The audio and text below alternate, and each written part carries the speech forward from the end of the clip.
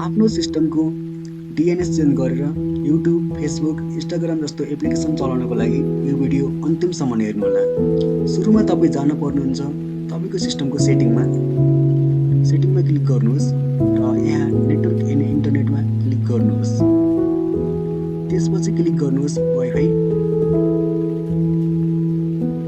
अनि यहाँ तल तपाईँले देख्न सक्नुहुन्छ आइपी असाइनमेन्ट एडिट क्लिक गर्नुहोस् र यहाँ गएर चेन्ज गर्नुहोस् म्यानुअल अनि IPv4लाई टर्न अन गर्नुहोस् र यहाँ गएर 1.1.1.1 टाइप गरेर यसलाई सेभ गर्नुहोस्।